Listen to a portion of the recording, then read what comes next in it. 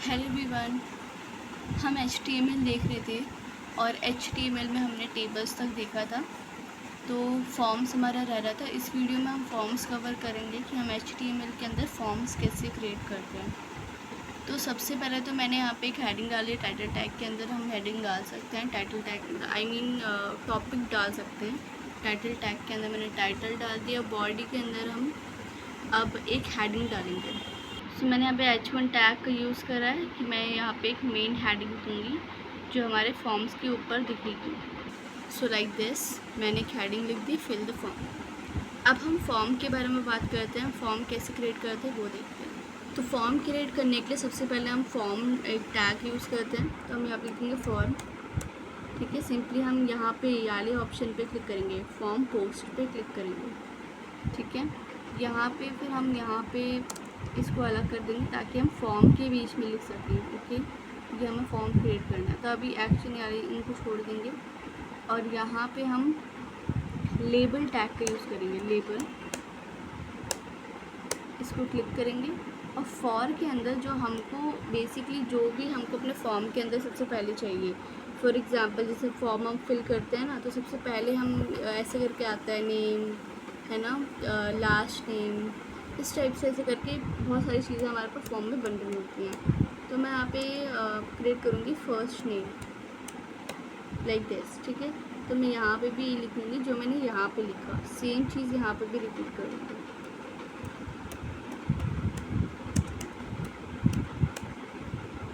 यहाँ पे भी मैंने ये लिखा और यहाँ पे मैं एक और टैग का यूज़ करूँगी जो है इनपुट टैग का यूज़ करूँगी, इनपुट, और यहाँ पे एंटर करा सिंपली मैंने और यहाँ पे मैंने टेक्स्ट आया, ठीक है। तो यहाँ पे इसके बाद मैं क्या करूँगी, यहाँ पे एक स्पेस दूँगी और यहाँ पे नेम करके एंटर करूँगी, इसको एंटर कर दूँगी और नेम के अंदर हम यही लिखेंगे जो हमने ऐसे फॉर के अंदर लिखा। तो यहाँ पे फर्स्ट नेम।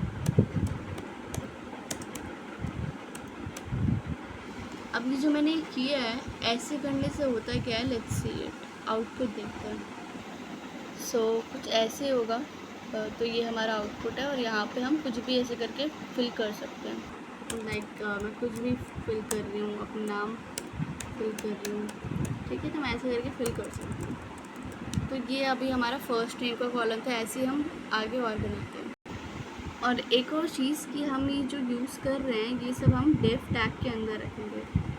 जो हमारा डेफ है उसके अंदर ही रखेंगे, ज़्यादा प्रेफरेबल है वो। इसको मैं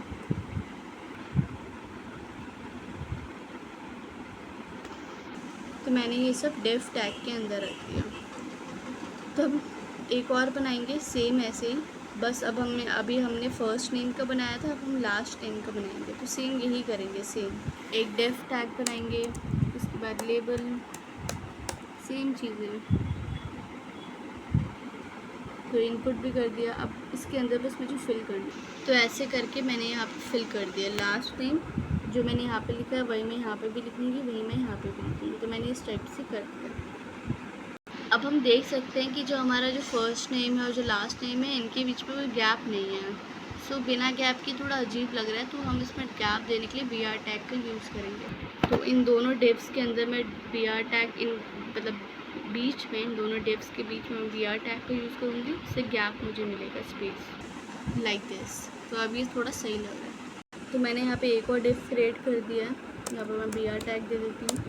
अभी इसके अंदर हम दोबारा से लेबल करेंगे। इस बार हम ईमेल आईडी के लिए कर रहे हैं, हमने अभी तक नेम के लिए किया था, अब लेबल करेंगे।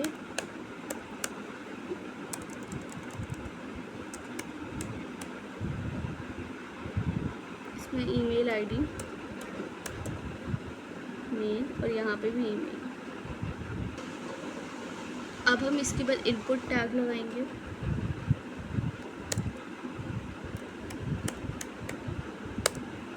और यहाँ पे जो टेक्स्ट है ना, इस टेक्स्ट के प्लेस में अब मैं लिखूँगी ईमेल, ये, ठीक है। और यहाँ पे गैप देके नेम, ईमेल। तो ऐसे करके डिफरेंस क्या है कि यहाँ पर टेक्स्ट था टाइप में, उससे यहाँ पे टाइप में ईमेल है। यही डिफरेंस है। सो ये कुछ इस टाइप का हमको दिखेगा। इसके अंदर मैं ईमेल डाल सकती हूँ, ठीक है, ऐसे करके मैं यहाँ पे ईमेल डाल सकती हूँ।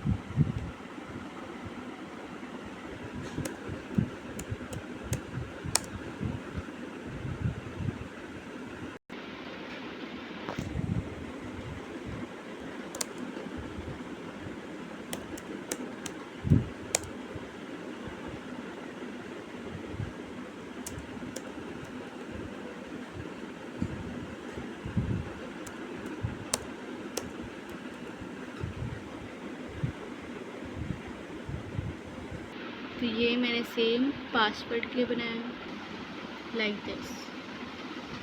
अब हम फाइल के लिए बनाएंगे। अगर हमको फॉर्म में जैसे कोई फ़ाइल अगर अटैच करनी है तो हम वो कैसे करेंगे।